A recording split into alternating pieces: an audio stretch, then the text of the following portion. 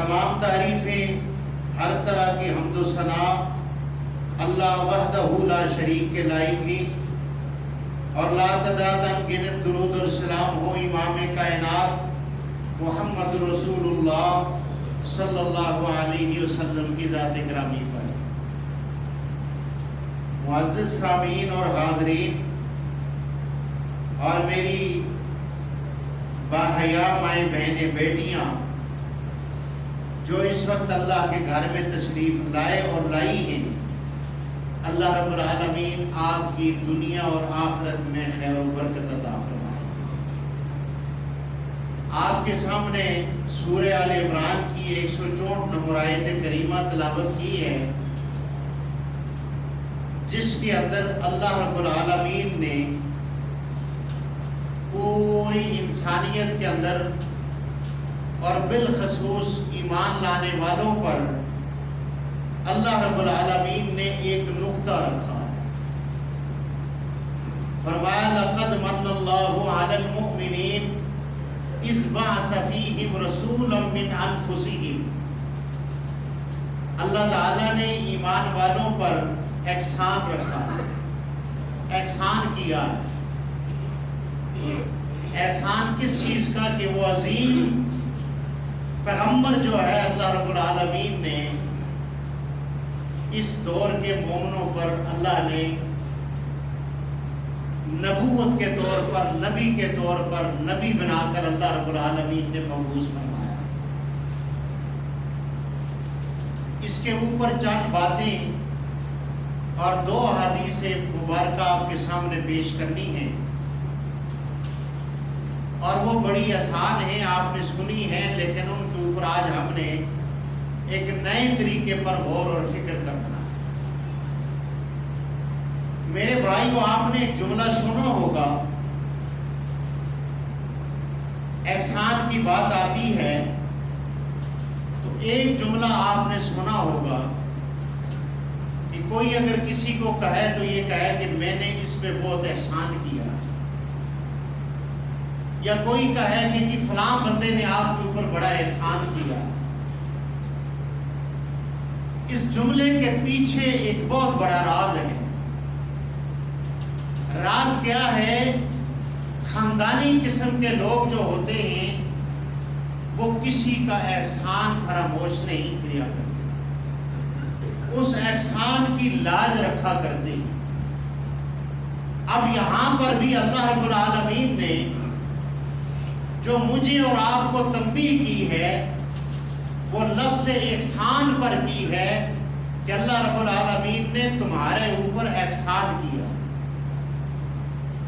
کس کا؟ جو محمد رسول اللہ صلی اللہ علیہ وسلم کو نبی اور پیغمبر صاحب شریعت بنا کر اللہ نے مبعوث فرمایا، اور وہ نبی عام نبی نہیں تھے، وہ ایک عالمگیر نبی اور رسول تھے، جس کا احسان اللہ رب العالمین نے ایمان والوں کو اپنا احسان بتایا۔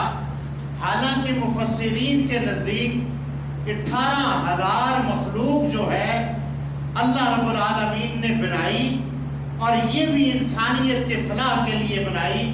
اس میں بھی بڑا راز ہے، اللہ رب العالمین نے 18,000 مخلوق بنا کر، 7 زمین اور آسمان بنا کر، ہوائیں بنا کر، کھانے پینے کی چیزیں دے کر، آپ کو اور مجھے اپنا جسم دے کر، اللہ رب العالمین نے لفظ احسان نہیں کہا، بلکہ محمد رسول اللہ کی بعثت کے بارے میں فرمایا کہ میں نے تمہارے اوپر احسان کیا۔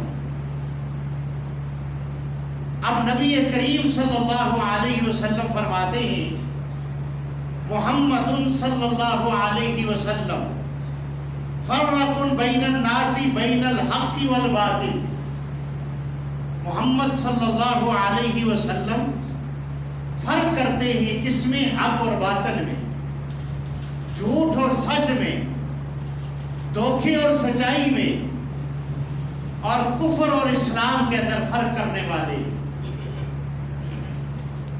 اگر آپ ان جملوں کو سمجھ جائیں یا میں بھی سمجھ جاؤں تو ہماری آخرت بن جائے۔ آج اگر ایک آدمی خالی رسول اللہ صلی اللہ علیہ وسلم کی تعریفیں کرتا ہے، تعریفیں کیا ہیں؟ آپ کی زلفیں بڑی پیاری ہیں، آپ کے دندان مبارک بڑے پیارے ہیں، آپ کی داڑھی مبارک بڑی پیاری ہے، تو ان سے سوال یہ بنتا ہے، کیا رسول اللہ صلی اللہ علیہ وسلم جب آپ نے اعلان نبوت کیا تھا یہ اس کے بعد خوبصورتی تھی یا پہلے بھی خوبصورتی تھی؟ پھر آپ اس بات کو سمجھ جائیں کہ کائنات کے اندر جتنے پیغمبر بھی دنیا میں آئے، وہ پیغمبر ان کی تعریف شروع ہوئی تو ان پیغمبروں کی پیدائش کے بعد شروع ہوئی، عیسیٰ علیہ السلام کی پیدائش کے بعد شروع ہوئی۔ سب نبیوں کی، ہر نبی کی اپنے اپنے وقت کی پیدائش کے بعد ان کی تعریف اور تعریفوں کا آغاز شروع ہوا۔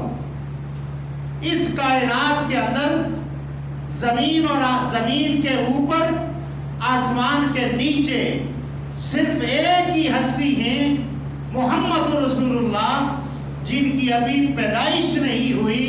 اللہ رب العالمین نے آدم علیہ السلام سے ان کی تعریفوں کا سلسلہ شروع کیا، اور ان کی تعریفیں اتنی ہوئی کہ کائنات کے اندر پیغمبر بھی مل کر اگر محمد رسول اللہ کی تعریف کریں تو وہ تعریف اتنی نہیں کر سکتے جتنی اللہ نے ایک ہی آیت کے اندر فرما دیا کہ وَرَفَعْنَا لَكَ ذِكْرًا، اے پیارے محبوب صلی اللہ علیہ وسلم، ہم نے صرف آپ کا ذکر بلند کیا، آپ کی تعریف بلند کی۔ لیکن خالی تعریف سے اگر کسی کو جنت ملتی ہے تو مکہ کے اندر ابو جہل اور ابو جہل اینڈ کمپنی جو ہے وہ نبی کریم صلی اللہ علیہ وسلم کو کیا الفاظ استعمال کرتے تھے؟ سارے یہ کہا کرتے تھے ہمارے اندر صادق الامین، ایمانت والا، صادق، سچا اگر کوئی ہے تو وہ آمنہ کا لال محمد صلی اللہ علیہ وسلم۔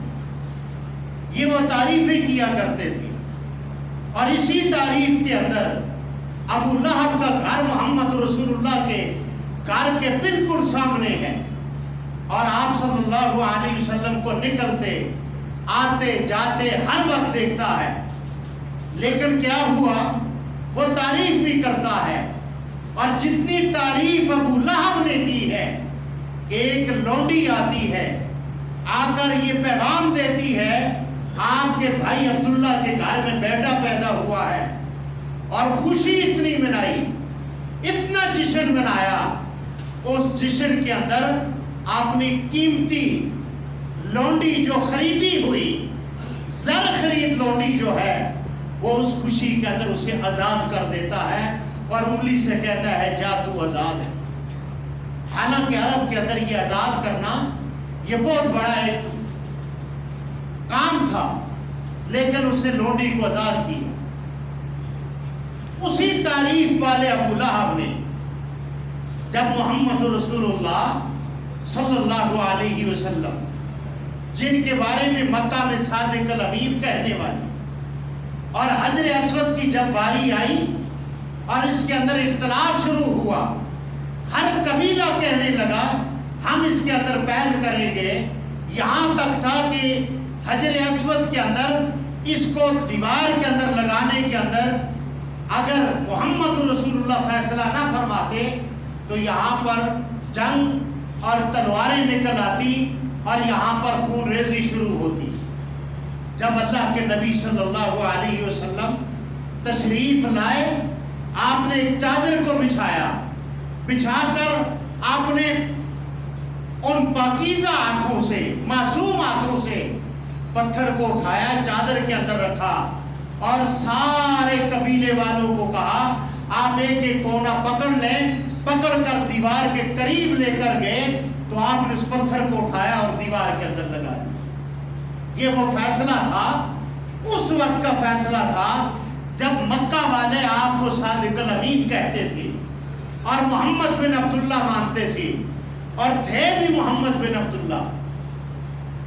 جب یہ رکھنے کے بعد مکہ کے اندر ہر آدمی صادق الامین اور بڑے بڑے قبیلے والے لوگ موجود ہیں، بڑے بڑے امیر لوگ موجود ہیں، لیکن امانتیں لا کر کس کے پاس رکھتے ہیں؟ محمد رسول اللہ کے پاس۔ وجہ کیا ہے امانت رکھنے کی؟ کہ یہ صادق الامین ہیں، ہماری امانت کی حفاظت اگر ہو سکتی ہے تو وہ محمد رسول اللہ کے پاس ہو سکتی ہے۔ اب وہ امانتیں بھی رکھتے ہیں، صادق الامین بھی کہتے ہیں، لیکن المیہ کیا بنا پوری کائنات کے اندر؟ اللہ کے نبی صلی اللہ علیہ وسلم فرعون کی چوٹی پر چڑھ کر صبح کے وقت آپ نے سب قبیلوں کو جمع کیا۔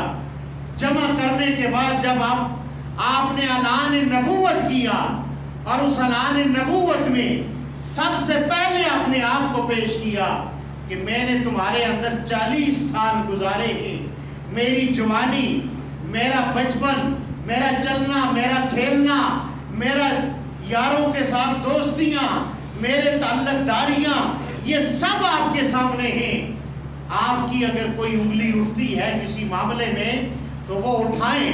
سب نے یکجان ہو کر کہا کائنات کے اندر سورج تو اپنی روشنی کو مدھم کر سکتا ہے، اے محمد آپ کو ہم نے صلی اللہ علیہ وسلم، آپ کو ہم نے صادق الامین پایا ہے، اور آپ جس کے لیے بلایا ہے ہم اس کو مانیں گے۔ جب کہا کہ یا ایھا الناس قولوا لا الہ الا اللہ تفلحوا، آپ نے کہا کہ تم سارے اللہ کو وحدہ لا شریک مان جاؤ، اپنی بیماریوں میں شفا دینے والا مان جاؤ، رزق دینے والا مان جاؤ، موت اور حیات کا مالک مان جاؤ، اور کسی معاملات میں اللہ کے علاوہ کسی کو سفارشی نہ بناؤ۔ سب سے پہلا پتھر اور لہذا جماعتنا، نعوذ باللہ، اس جشن منانے والے ابو لہب نے محمد رسول اللہ کے چہرے پہ مارا اور آپ کے زخم ہو گیا۔ سب سے پہلا پتھر مارنے والا کون تھا؟ جشن منانے والا ابو لہب۔ ابو لہب کا معنی شعلہ مارنے والا، حسین و جمیل۔ قرآن کے اندر آیا کہ ابو لہب کیا کرتا ہے، یہ اور اس کی بیگم جنگل سے خاردار لکڑیاں اور سوکھی ہوئی لکڑیاں لاتی ہیں، لا کر آپ کے گھر کے سامنے کھٹا بنایا جاتا ہے اور اس کے اوپر خاردار لکڑیاں ایسے رکھ دی جاتی ہیں۔ نعوذ باللہ، ان کی نیت اور کردار کیا ہے کہ جب صبح کے وقت اللہ کے نبی اپنے مشن کے لیے نکلیں گے اور ان پہ پاؤں رکھیں گے، اور نعوذ باللہ یہ ان لکڑیوں کے اوپر پاؤں رکھنے کے ساتھ یہ اس کھڈے کے اندر نعوذ باللہ ان کا عقیدہ ہے کہ گر جائیں گے۔ آپ صلی اللہ علیہ وسلم کی حفاظت کرنے والا، محمد رسول اللہ کا مالک اور محمد رسول اللہ کا مشکل کشا، اللہ آپ کی حفاظت فرماتا ہے اور ان کے ارادوں پہ پانی پھیر دیتا ہے۔ جب صبح کے وقت یہ آتے ہیں، ابو لہب آتا ہے تو اس کے اندر جب دیکھتا ہے آپ تو نہیں ہے، یہ خود گر جاتا ہے، اور گرنے کے بعد اس کی ماننے والے جب آتے ہیں تو وہ دیکھ کر اوپر سے اس کو پتھر مارنا شروع کرتے ہیں۔ وہ نیچے سے کہتا ہے میں محمد نہیں ہوں، میں تمہارا سردار ہوں۔ تو یہ اس بات کی دلیل ہوئی، اس کائنات میں کوئی بھی کسی کے لیے اگر کوئی گڑھا کھودتا ہے اس کے اندر وہ نہیں گرے گا، گڑھا کھودنے والا گرے گا۔ یہ ایمان بنا لیں اور یہ عقیدہ بنا لیں، آج تک کوئی بھی جس کے لیے گڑھا کھودا گیا ہو اور وہ نہیں گرا۔ پھر جشن منانے والے دلیل کیا دیتے ہیں؟ دلیل یہ دیتے ہیں کہ ابو لہب کسی کو خواب میں آیا، مرنے کے بعد اس سے پوچھا گیا کہ تیرے ساتھ کیا بیتی؟ ابو لہب کہتا ہے کہ جب میں مر کر قبر میں گیا تو مجھے سارے جسم کو عذاب ہوا، اور اس انگلی سے مجھے سوار والے دن راحت اور سکون ملتا ہے جس کے ساتھ میں نے لونڈی کو آزاد کیا تھا۔ اب یہ دلیل ہے کن کی؟ یہ ایک مولوی کی دلیل ہے، نہ قرآن کی دلیل ہے نہ حدیث کی دلیل ہے، یہ ایک عام بندے کی دلیل ہے جو اپنے گناہ کو اور لوگوں کو گناہ پہ دلیر کرنے کی کوشش کرتا ہے، اور وہ یہ بات کرتا ہے، ساتھ ہی یہ کہتا ہے اگر کافر کو لونڈی آزاد کرنے میں اتنا راحت اور سکون ملتا ہے تو اگر ہم جھنڈیاں لگائیں گے تو ہمیں تو جنت ملے، کہو استغفر۔ اب قرآن کی آیت میں آپ کے سامنے پیش کرتا ہوں، تبت یدا ابی، آپ ایک ہاتھ کو ید کہتے ہیں، ایک ہاتھ کو کیا کہتے ہیں؟ ید۔ دونوں ہاتھوں کو کیا کہتے ہیں؟ یدا، دونوں ہاتھ، اور دونوں ہاتھوں کی کیا انگلیاں 9 یا 10 پوریاں؟ جب اللہ نے تبت یدا ابی یدا دونوں ہاتھوں کا ذکر کیا تو اللہ نے 10 انگلیوں کا کہا کہ یہ جو ہے تو یہ انگلیاں تباہ ہو جائیں اور یہ ہاک ہو جائیں اور شل ہو جائیں، تو مجھے یہ بتائیں کہ قرآن کی دلیل تو یہ ہے تبت یدا ابی لہب وتب، وہ دونوں ہاتھ ٹوٹ جائیں، تو مجھے یہ بتائیں دلیل قرآن کی ماننی چاہیے یا محلے کے مولوی کی ماننی چاہیے؟ تو قرآن کی دلیل تو یہ ہے کہ ابو لہب کے دونوں ہاتھ ٹوٹ گئے، اور وہ لکڑیاں جو لاتے تھے اس کے اندر وہ خود ذلیل اور خوار ہوتے رہے۔ یہ تھا وہ تعریف کرنے والوں کا مشن۔ آج بھی جو تعریفیں کرتے ہیں اور زلفوں کی تعریف کرتے ہیں، وہ کس چیز کی تعریف کرتے ہیں؟ وہ قرآن کی آیتوں کا غلط ترجمہ کرتے ہیں۔ واللیل، زلفوں کی قسم، واللیل رات کو کہا گیا ہے، یہاں زلفیں ہی نہیں ہیں، لیکن یہاں پر قرآن کا غلط ترجمہ عوام کے سامنے پیش کر کے کیا کہتے ہیں کہ یہ زلفوں کی قسم، والضحیٰ، پتہ نہیں کس کی قسم۔ یہ قرآن کی بالکل یہ رات کا تعلق ہے، یہ زلفیں نہیں بنتی، اور اس کے اندر رسول اللہ صلی اللہ علیہ وسلم کی اپنی طرف سے بے جا تعریف کی جاتی ہے، اور اس تعریف کے اندر لوگوں کو نمازوں سے گمراہ کیا جاتا ہے کہ تم تعریف کرو اور اپنے دل کے اندر عشق لاؤ، اور عشق کے اندر جو ہے تو سب کچھ اللہ معاف کرتا ہے۔ لفظ عشق جو ہے ایک بازاری، ایک گھٹیا، ایک غلیظ ترین لفظ ہے جو انسان اپنی ماں، بہن، بیٹی کے ساتھ نہیں لگا سکتا۔ میں آپ کو ابھی کہوں، سمجھانے کی بات کرتا ہوں کہ آپ میں سے کسی بھائی کا نام لو اور میں یہ کہوں کہ جی آپ اپنی بیٹی کے عاشق ہیں، آپ اٹھ کے مجھے مارنا شروع کر دیں گے کہ بھائی اتنی گندی بات کہی، میں اور اپنی بیٹی کا عاشق۔ میں کہوں جی آپ میں سے کسی بھائی کو آپ اپنی والدہ محترمہ کے سنا ہے جی عاشق ہیں، آپ اٹھ کے مارنا شروع کر دیں گے کہ مولوی غلط بات کر رہا ہے۔ میں اتنی بات کروں، آپ میں سے کوئی بھائی جو ہے وہ اپنی اہلیہ محترمہ کا عاشق ہے، یہ بھی بات آپ کی اہلیہ کے ساتھ اور میری اہلیہ کے ساتھ یہ نہیں جڑتی، بلکہ اگر میں یہ کہوں آپ اپنی بیٹی سے محبت کرتے ہیں، آپ اپنی بہن سے محبت کرتے ہیں، آپ اپنی اہلیہ سے محبت کرتے ہیں، تو یہ اتنا معذب لفظ ہے، اللہ رب العالمین نے اس کو قرآن کا حصہ بنایا۔ قُلْ إِن كُنتُمْ تُحِبُّونَ اللَّهَ فَاتَّبِعُونِ يُحْبِبْكُمُ اللَّهُ، فرمایا میرے محبوب اعلان کر دیں، میری آیت پڑھ کر سنائیں اور یہ کہیں جو اللہ سے محبت کرنا چاہتا ہے فَاتَّبِعُونِ، وہ تعریفیں نہ کرے، وہ آپ کی اتباع کرے، آپ کے قدم پہ قدم رکھے، آپ کی نماز کی طرح نماز کرے، آپ کے وضو کی طرح وضو کرے، تو میرے محبوب جب یہ کام کرے گا تو یحببکم اللہ، میں اس کا آسمانوں پہ نام لے کر اس کا ذکر کروں گا اور فرشتوں کو دعا کر کے کہوں گا زمین کے اندر فلاں بندہ جو ہے اس کے ساتھ میں رحمان پیار کرنے لگا۔ یہ کتنا اچھا لفظ ہے۔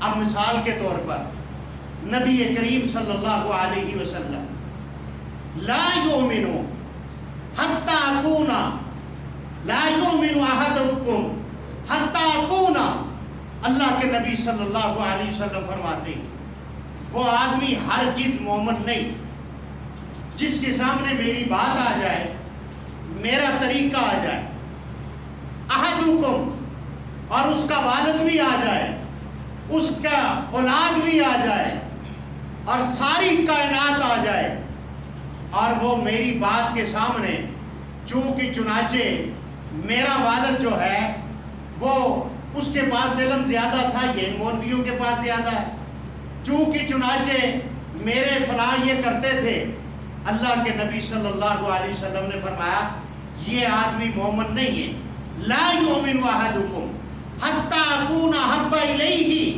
من والدہ وولدہ والناس اجمعین، ساری کائنات سے بڑھ کر میں محمد رسول اللہ سے اگر یہ محبت نہیں کرتا، فرمایا میرے صحابہ وہ مومن نہیں ہے، وہ ایمان والا نہیں ہے۔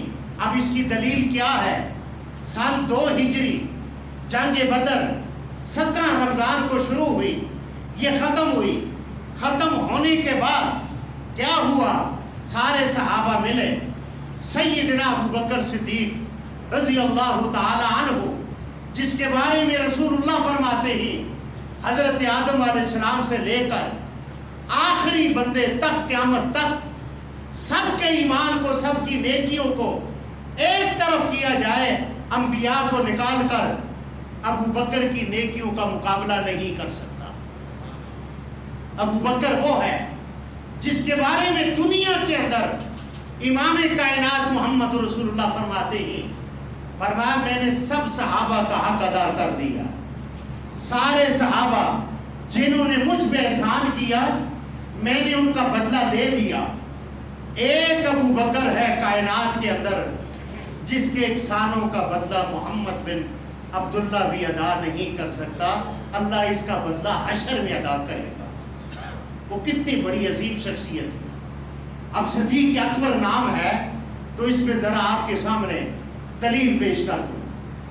جیسے ایک وزیر اعظم ہے اور 7 اور وزیر ہیں، اسی طریقے پر سارے انبیاء ہیں اور ان انبیاء کے سردار محمد رسول اللہ ہیں صلی اللہ علیہ وسلم۔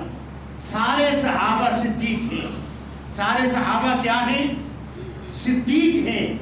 سارے صحابہ کا سردار اگر ہے وہ کائنات کے اندر ابو بکر صدیق ہے، اور ابو بکر صدیق کوئی اور نہیں ہے، صرف ابو بکر صدیق ہے، سارے صحابہ صدیق ہیں۔ پھر ایک اور دلیل دے دوں، پوری کائنات کی جتنے بھی ملک ہیں ان کے ملکوں کی فوج کے خلاف کوئی جرح نہیں ہو سکتی، ہو سکتی ہے؟ پاکستان کی فوج کے خلاف، کسی فوج کے خلاف کوئی جرح نہیں کر سکتا، یہ بات ٹھیک ہے یا نہیں؟ قانون کے خلاف کوئی جرح نہیں کر سکتا، لیکن یہی جو فوج ہے اولئک حزب اللہ، سوشل میڈیا پر بیٹھ کر چند ٹاؤٹ اپنے آپ کو شیطان سے بڑا، اپنے آپ کو صاحب علم بتا کر یہ جرح کرتے ہیں ابو بکر پر، عمر پر، عثمان پر، علی پر، محمد رسول اللہ کی ازواج مطہرات ماں جی عائشہ صدیقہ پر، حضرت امیر معاویہ پر اور بنو امیہ پر۔ اگر پوری کائنات کے اندر کسی فوج پر جرح نہیں ہو سکتی تو اولئک حزب اللہ، اللہ ان کو اپنی فوج کہہ رہا ہے، فرمایا میرے محبوب یہ یار اور دوست آپ کے ہیں، یہ جماعت اور فوج میری ہے۔ مجھے یہ بتائیں اللہ کی فوج پر کوئی جرح کر سکتا ہے؟ جس نے اللہ کی فوج پر جرح کیا ہے اللہ نے اس کو نیست اور نابود کیا ہے۔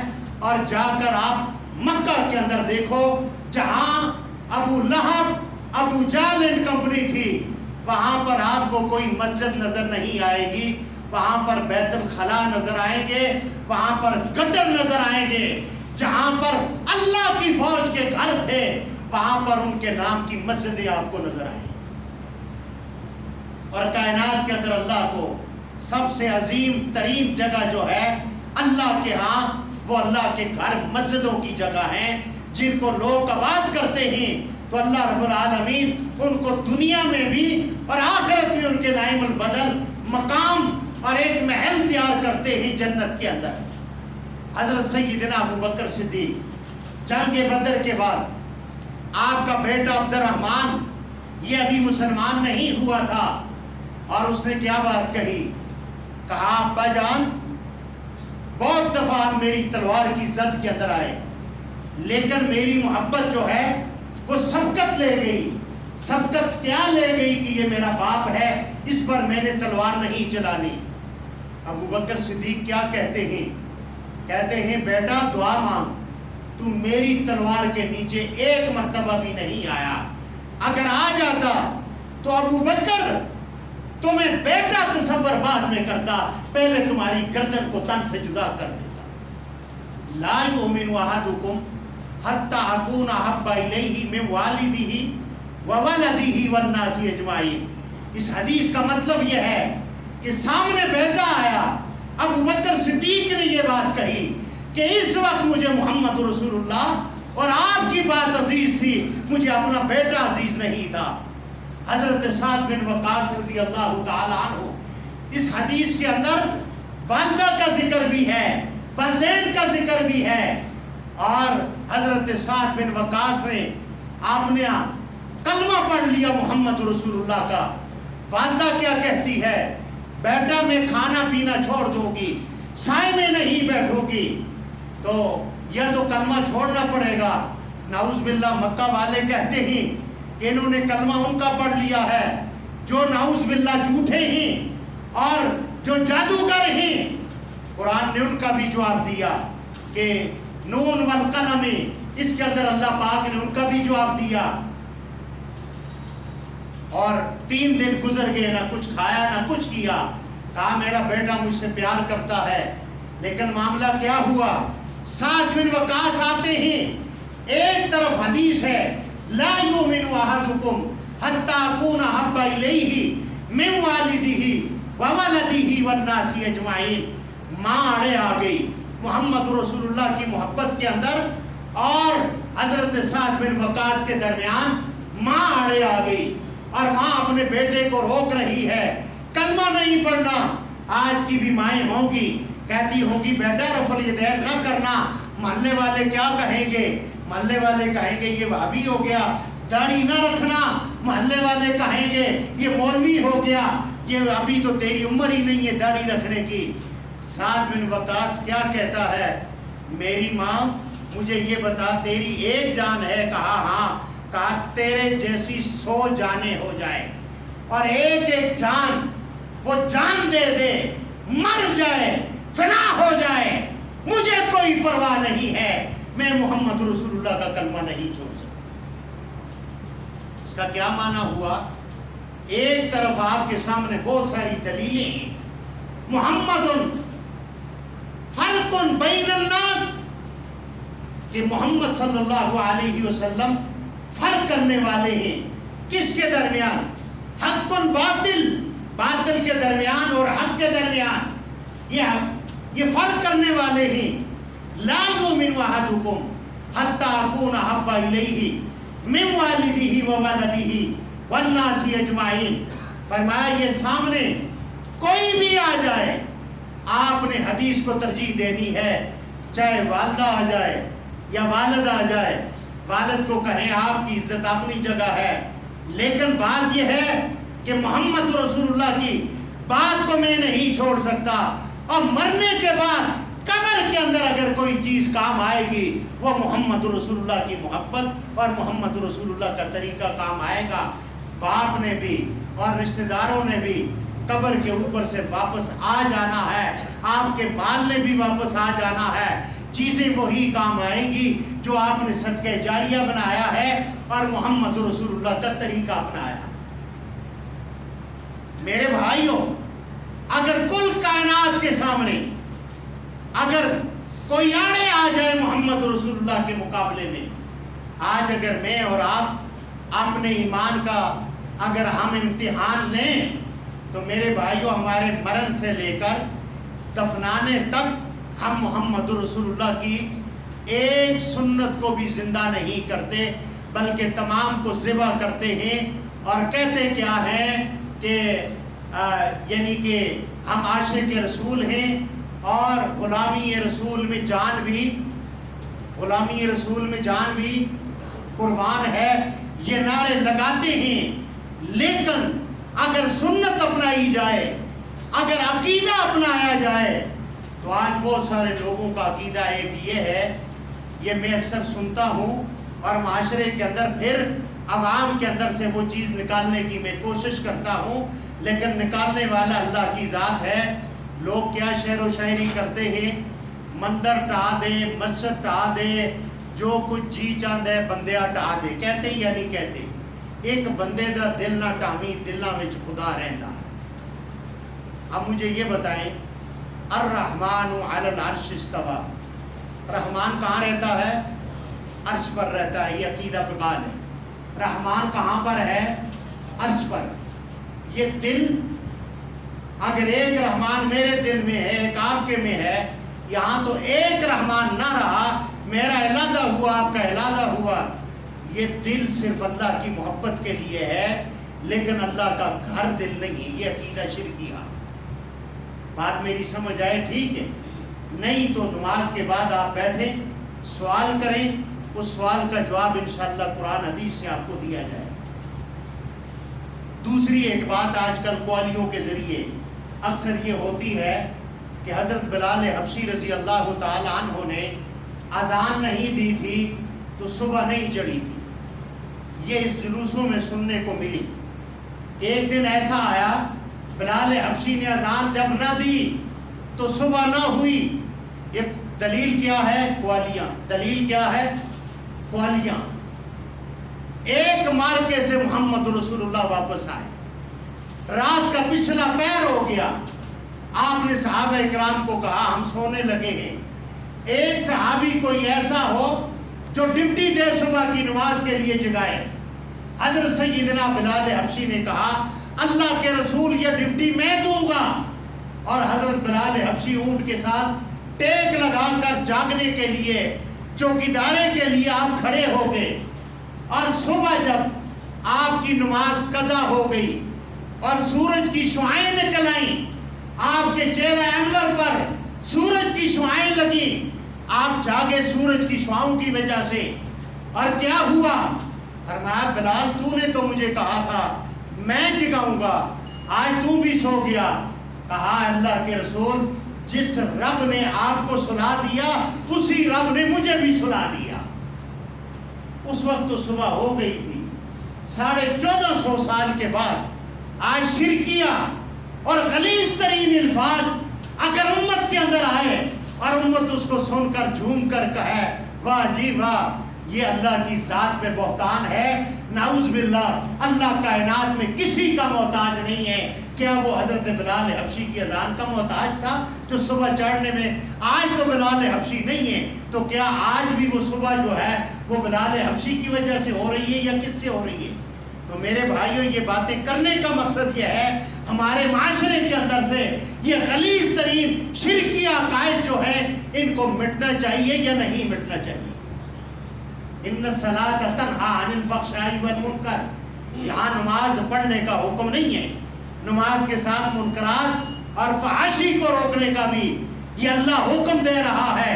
اور فحاشی کو روکنے کے لیے اگر عوام کے اندر کوئی غلیظ عقیدہ ہے تو اس کا بھی کلا کما کرنا چاہیے، کہو انشاءاللہ کرنا چاہیے۔ تو حضرت ابو بکر صدیق نے اپنے بیٹے کو حدیث کے مقابلے میں کیا کہا؟ ایک مرتبہ بھی اگر تو آ جاتا تو میں تیرا کیا کرتا؟ سر قلم کر دیتا، تیرے تن سے سر کو جدا کر دیتا۔ میرے بھائیوں، کائنات کے اندر صحابہ اکرام ہیں جنہوں نے محمد رسول اللہ کی اس حدیث پر عمل کیا، لا یؤمن احدکم حتی اکون احب الیہ من والدہ وولدہ والناس اجمعین، اور لقد من اللہ علی المؤمنین اذ بعث فیہم رسولا من انفسہم۔ میرے بھائیوں، حضرت ابراہیم علیہ السلام نے جو اللہ سے دعا مانگی، دعا یہ مانگی، اسماعیل علیہ السلام آمین کہہ رہے ہیں اور ابراہیم علیہ السلام دعا کر رہے ہیں اور کہا اللہ میں نے گھر کو بنا دیا، تعمیر کر دیا، تیرا حکم مانا، میں نے مجھے حکم دیا بیٹے کو ذبح کرنا ہے، میں اس کی بھی تیاری کر لی، بیوی بچوں کو جنگل میں ذی زرع عند بیتک المحرم، اور جنگل میں نے چھوڑ دیا، تیرے ہر حکم کی تعمیل کر دی ہے۔ اے اللہ آج میں تجھ سے بھی وہ چیز مانگوں گا، سب کچھ تو نے مجھ سے کہا، میں نے سب پہ آمین کہا، اے اللہ آج میں بھی تجھ سے وہ چیز مانگوں گا جو تیرے خزانے میں بھی ایک ہی ہے۔ وہ کیا ہے؟ محمد رسول اللہ صلی اللہ علیہ وسلم۔ فرمایا گھر میں نے بنا دیا، اور اللہ نے کہا میں نے رسول بھی بھیجا، اور اہل ایمان پر کیا کیا؟ احسان کیا۔ احسان یہ ہے محمد رسول اللہ ہمارے نبی بن کر آئے، ان کا احسان یہ ہے کہ آج کائنات کے اندر ساری کتابیں منسوخ ہو گئیں، آسمانی شریعت منسوخ ہو گئی۔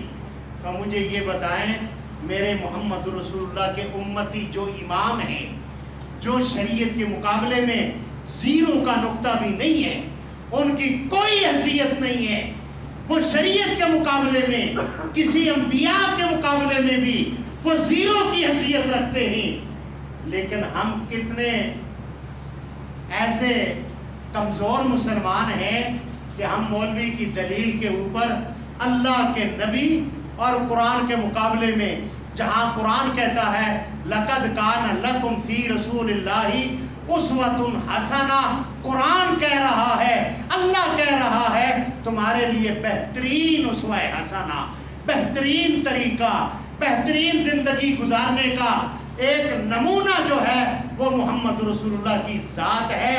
اور محمد رسول اللہ خود کائنات سے جانے سے پہلے آخری خطبہ دیتے ہیں، اور کیا کہتے ہیں؟ اليوم اکملت لکم دینکم واتممت علیکم نعمتی ورضیت لکم الاسلام دینا۔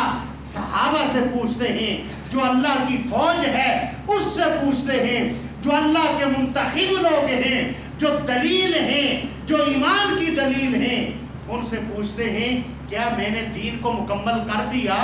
آگے سے صحابہ کہتے ہیں آپ نے دین کو مکمل نہیں کیا بلکہ دین کی ساری نعمتیں بھی مکمل کر دی۔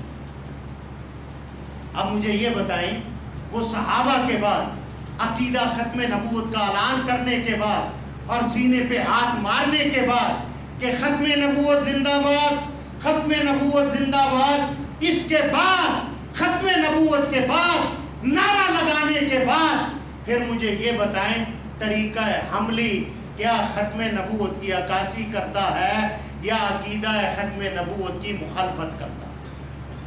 یہ فیصلہ آپ نے کرنا ہے، یہ میں نے نہیں کرنا، یہ اختلافی بات نہیں ہے، یہ میری بات نہیں ہے، میرے مولوی کی بات نہیں ہے، یہ میرے رب کی بات ہے۔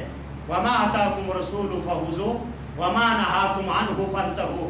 اللہ کہہ رہا ہے جو چیز تمہیں اللہ کا رسول دے وہ لے لو، جس سے منع کریں کیا ہو جاؤ؟ رک جاؤ۔ یہ اللہ کی بات ہے۔ کیا اللہ کے نبی کے دین مکمل کرنے کے بعد ہم مثال کے طور پر اپنا طریقہ اور اپنا سارا سلسلہ ہم یہ کہتے ہیں کہ میں کہ الحمدللہ شافی ہاں، میں امام شافی نو فالو کرنا، میں امام مالک نو فالو کرنا، میں امام احمد بن حنبل نو فالو کرنا، میں انہوں دا طریقہ اپنانا۔ مجھے یہ بتائیں یہ دین اور شریعت کے ساتھ مزاج ہے یا نہیں؟ اللہ کہہ رہا ہے تم دین اور شریعت کا امام کس کو بناؤ؟ محمد فرق بین الناس، اور کس کو حق اور باطل کے درمیان فرق کرنے والا بناؤ؟ محمد رسول اللہ کو صلی اللہ علیہ وسلم۔ اپنی مسجدیں، اپنے گھر، اپنی شادیاں، اپنا ہر طریقہ وہ محمد رسول اللہ کے طریقے کے مطابق بناؤ۔ اور آج ہمارا ہر طریقہ محمد رسول اللہ کی مخالفت میں ہے، اور مرنے کے بعد پھر ہم اللہ سے یہ کہتے ہیں مرنے والا جو ہے یہ جو ہے تو جنت الفردوس میں جائے۔ جنت الفردوس کے لیے یہ چمڑی ادھیرنی پڑتی ہے۔ جنت الفردوس کے لیے حضرت بلال حبشی کو تپتے ہوئے کوئلوں پہ لٹا کر آپ کی چربی سے وہ کوئلے بجھ جایا کرتے تھے۔ تو پھر پتہ یہ چلتا تھا کہ عشق رسول اور محبت رسول کس کو کہا جاتا ہے۔ بھائیوں، میرے نبی اکرم صلی اللہ علیہ وسلم آخری بار آپ خطبہ ارشاد فرما رہے ہیں مسجد نبوی کے اندر، میری دعا ہے اللہ رب العالمین آپ کو اور مجھے، پہلے دعا میں نے آپ کے لیے کی ہے، آپ کو اور مجھے اللہ مسجد نبوی کی زیارت نصیب فرمائے، اللہ ہمیں بیت اللہ کی زیارت نصیب فرمائے۔ اس مسجد نبوی کے اندر جو محمد رسول اللہ نے اپنے معصوم ہاتھوں سے اس کو تعمیر کیا، صحابہ اکرام نے اس کے اندر حق ادا کیا، حضرت عثمان غنی کا اس کے سین کے اندر ایک یہودی سے خرید کر پیسہ لگا، اللہ نے قارون کی دولت کا بھی ذکر کیا، حضرت عثمان کی دولت کا بھی ذکر کیا۔ آج بھی سعودیہ میں ایک ایسا ہوٹل ہے جس کے بل اور جس کا ٹیکس حضرت عثمان غنی کے نام پر آتا ہے، اور اس ہوٹل کی جو کمائی ہے وہ آج بھی فلاحی کاموں میں خرچ ہوتی ہے۔ یہ سلسلہ کس کا ہے؟ خرچ کرنے والے عثمان غنی کا ہے۔ ہم تو روکتے رہتے ہیں نا، اور شیطان اتنا پھڑکا دے دیتا ہے کہ بھائی یہ اگر اللہ کے نام پہ دیا تو تیرا کیا ہوگا، کل دے دیمی، آج جڑا ہے تو اپنا کم کر لے، اتنا کام ہے، بل آیا ہوا ہے، گھر میں سبزی لے کے جانی ہے، گھر میں فلاں کام ہے، اگر اس کو 1500 روپیہ دے دیا کسی سفید پوش مستحق کو تو کیا مر گیا۔ اگر وہی پیسے آپ کہیں غلط جگہ میں استعمال کریں، شیطان کہے گا اسی دن کے لیے کماتا ہے اور غیرت دلاتا ہے، یہ وہاں پہ ویلے پھینکتا رہتا ہے، اس کے دل میں کوئی ملال نہیں آتا۔ اللہ ہمیں دولت دے تو عثمان غنی جیسی، اور خرچ کرنے کی بھی توفیق اللہ عثمان غنی جیسی عطا فرمائے۔ اللہ کے نبی صلی اللہ علیہ وسلم مسجد نبوی میں خطبہ ارشاد فرما رہے ہیں، اور آپ نے دیکھا ممبر پہ آئے، اور جب ممبر پہ آئے تو شریعت کا قانون یہ ہے جب امام ممبر پہ آئے تو کوئی نماز نہ پڑھی جائے۔ بات کو سمجھنا، مسئلہ میں سمجھا رہا ہوں، کوئی نماز نہ پڑھی جائے الا کہ جو باہر سے آنے والا ہے وہ بیٹھنے سے پہلے 2 رکعت نماز پڑھ لے۔ آپ ممبر پہ تشریف لائے، اور جب آپ خطبہ ارشاد فرمانے لگے تو کچھ صحابہ اکرام جو ہیں وہ بیٹھے ہوئے تھے، اٹھ کر نماز پڑھنے کے لیے انہوں نے تیاری کر لی۔ جب اٹھ کر نماز پڑھنے لگے تو آپ نے ان کو یہ کہا اجلسو، بیٹھ جاؤ، اور عبداللہ بن مسعود رضی اللہ تعالی عنہ وہ جوتوں کی جگہ سے آ رہے تھے اور وہ وہیں پہ بیٹھ گئے۔ جب بیٹھے تو کہا کہ عبداللہ بن مسعود آپ آگے آؤ۔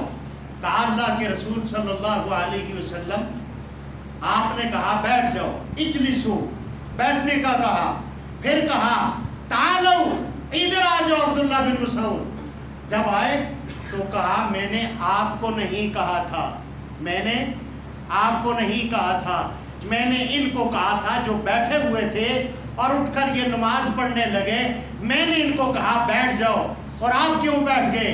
کہا اللہ کے نبی صلی اللہ علیہ وسلم، ایک صحابی عبداللہ بن مسعود جن کی پتلی پتلی پنڈلیاں ہیں، جن کے بعد وہ ایک درخت کے اوپر چڑھے ہوئے تھے، اور جب ہوا سے پلا ہٹا صحابہ ان کی پنڈلیوں پہ ہنسنے لگ گئے۔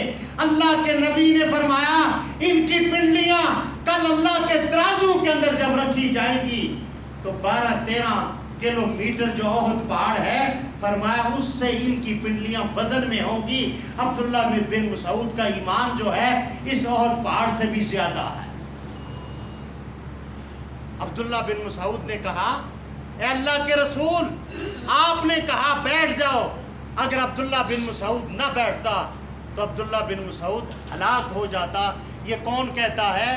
ایک صحابی رسول کہہ رہے ہیں۔ لیکن آج اگر ہمیں حکم ہے، اور یہ بات کو یہ نہ سمجھنا خطبے کے دوران نماز پڑھنی جائز نہیں ہے، خطبے کے دوران نماز پڑھنی جائز ہے، الا جو باہر سے آئے اور وہ بیٹھنے سے پہلے 2 رکعت نماز وہ پڑھ کر تب بیٹھے۔ خطبہ ہونے کے دوران اگر بیٹھا ہوا ہے یہ اٹھ کر نماز نہیں پڑھ سکتا، یہ بات نہیں کر سکتا، اور خطبے سے پہلے مسجد میں آنے کا حکم ہے۔ یہ اللہ کے نبی کا لیکن ہم چونکہ لاڈلے ہیں، اللہ ہمیں جنت جو ہے وہ ایک پلیٹ کے اندر رکھ کر اللہ دے گا. ہم تو گھر میں سوئے رہتے ہیں، ہمیں تو جنت مل جائے گی. ہم تو نماز پڑھنے آتے ہیں. اللہ مجھے اور آپ کو دین اسلام سمجھنے کی اور اس پر عمل کرنے کی. وہ میں اکثر ایک شعر پڑھا کرتا ہوں، کھینچ مصور ایسا نقشہ، کھینچ مصور ایسا نقشہ جس میں اتنی صفائی ہو، اس طرف فرمان محمد ہو، اس طرف کل کائنات ہو، فرمان محمد پہ گردن جھکائی ہو. سبحان ربک رب العزت عما یصفون.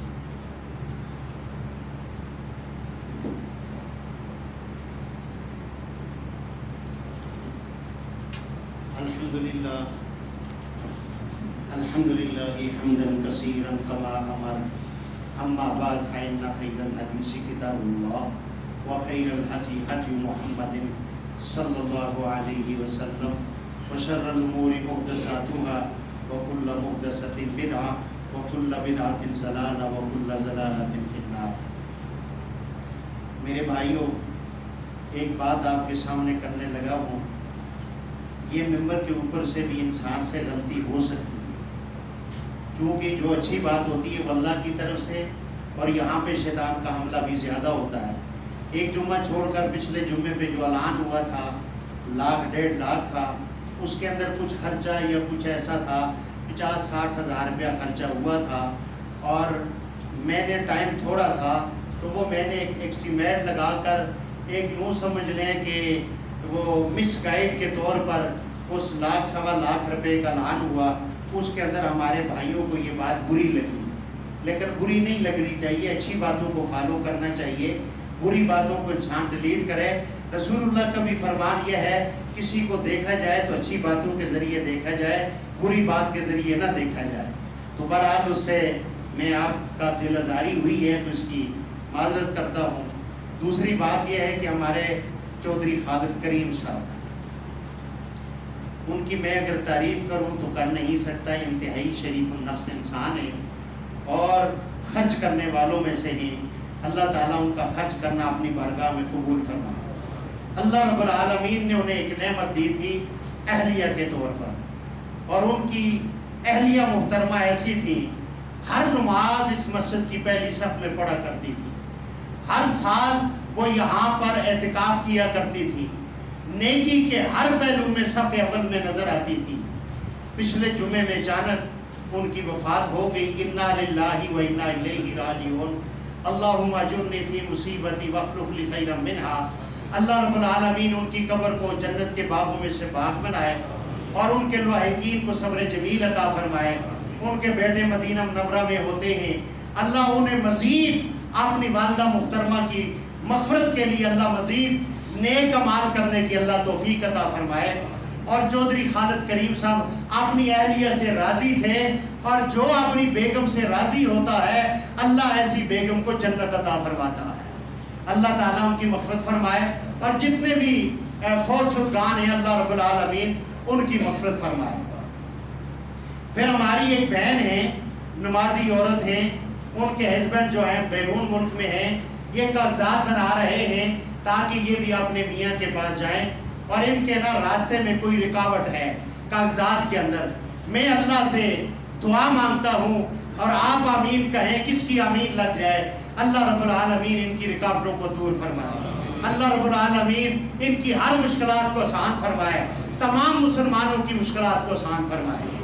پھر ہمارے قاری عبدالجبار صاحب ہیں، ان کی بہت ہی قریبی ایک بچی ہے، 7 سال اس کی عمر ہے. اس کو بجلی کا کرنٹ لگا ہے، اور اس کرنٹ کی وجہ سے یہ بازو یا زخمی ہوا اور وہ CMH میں داخل ہے. یہاں سے بازو کاٹ دیا گیا ہے. انتہائی شریف والدین کی وہ بچی ہے اور سفید پوش لوگ ہیں، اور وہ بچی CMH میں داخل ہے. آپ میں سے کوئی اگر یہ چاہتا ہے کہ آپ اپنا پیسہ خرچ کریں اور اس بچی پہ لگائیں، من احیاہا فکانما احیا الناس جمیعا، اللہ رب العالمین اس کا اجر عظیم عطا فرمائے گا. جاتے ہوئے قاری عبدالحمید صاحب، قاری عبدالجبار صاحب سے آپ ملاقات کر کے جائیں. اللہ مجھے اور آپ کو دین اسلام سمجھنے کی توفیق عطا فرمائے.